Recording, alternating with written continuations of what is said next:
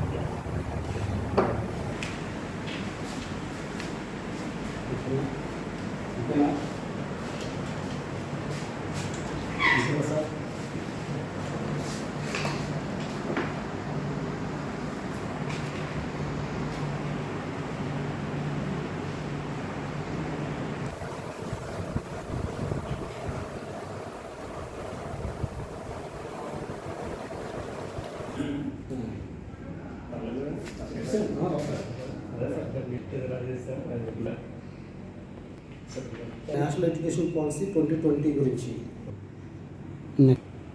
Student activities permissions తీసుకోవాలి.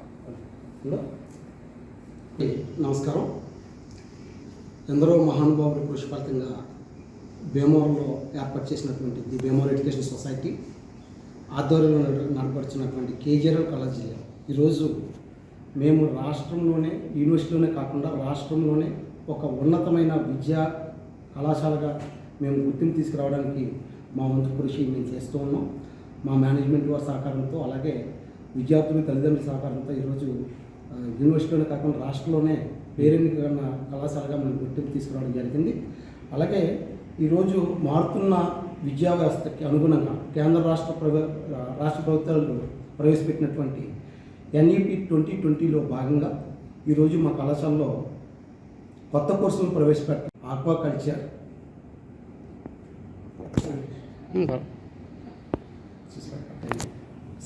Aquaculture దాకా వచ్చారా?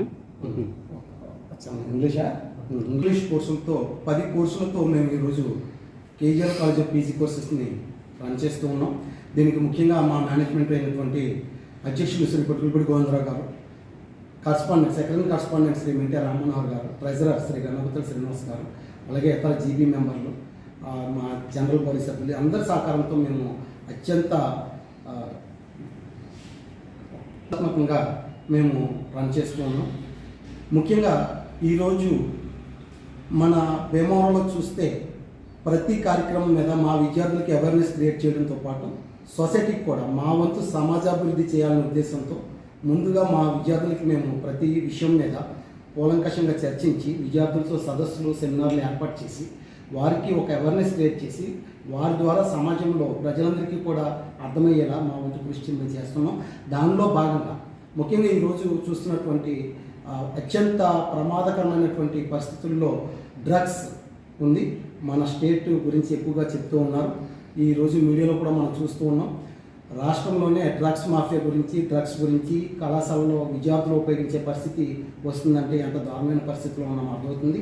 అటువంటి విషయాల్లో విద్యార్థులు తల్లిదండ్రులు కూడా తగు జాగ్రత్తలు తీసుకుని విద్యార్థులతో పాటు విద్యార్థులు మా కళాశాలలో ఉన్నంతసేపు మేము బాధ్యత తీసుకుంటాం. అలాగే విద్యార్థుల తల్లిదండ్రులు కూడా వారి బాధ్యత తీసుకుని ఎటువంటి ప్రమాదాలకి లోన్ కాకుండా చూడాల్సిన బాధ్యత ఉంది.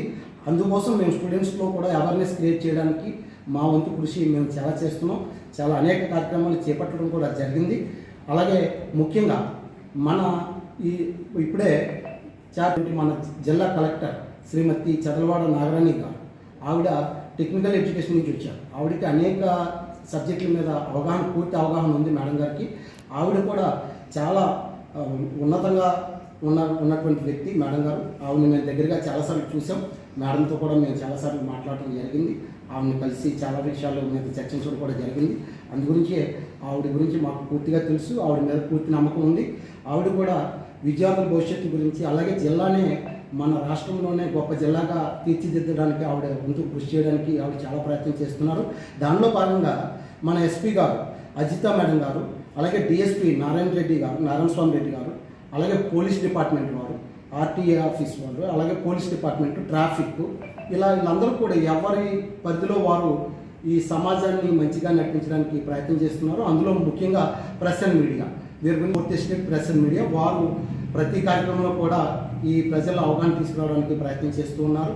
సో దీన్ని బట్టి ఏంటంటే మనం అందరూ సమిష్టిగా కృషి చేస్తే ఈ డ్రగ్స్ని అరికట్టడంలో పెద్ద ఇదేమి ఉండదు. అలాగే ముఖ్యంగా మన హోమ్ మినిస్టర్ అనితా మేడం గారు, ఆవిడ మా కాలేజీ స్టూడెంట్ అయినందుకు, మా జీటీపీ కళాశాలలో బీఈడి కాలేజ్ స్టూడెంట్ అయినందుకు మేము గర్వంగా ఫీల్ అవుతూ ఉన్నాం. ఆవిడ కూడా చాలా కృతజ్ఞతతో ఉన్నారు. అలాగే ప్రస్తుత ప్రభుత్వంలో కింద కూడా చాలా చేశారు. అలాగే ఈ ప్రభుత్వంలో కూడా చేయడానికి ప్రయత్నం చేస్తున్నారు. ఎవరైనా సరే వాళ్ళ పరిధిలో చేసే ప్రతి కార్యక్రమానికి మన వంతు సహకారం అందిస్తాం కూడా. అలాగే ముఖ్యంగా డ్రగ్స్తో పాటు ట్రాఫిక్ సమస్యలు తీర్చడానికి, అలాగే హై స్పీడ్తో మరీ విపరీతమైన స్పీడ్తో వెళ్తున్నటువంటి విద్యార్థులు కానివ్వండి, అలాగే వాహనాలు నడిపేవారు కానీ తగు జాగ్రత్తలు తీసుకుంటే వారికి ప్రమాదం తప్పుతుంది, ఇతరులకు కూడా ప్రమాదం తప్పుతుంది. ఈ విషయం మీద కొంచెం ఆలోచించి మీరు జాగ్రత్తగా నడిపించాలని నడపాలని.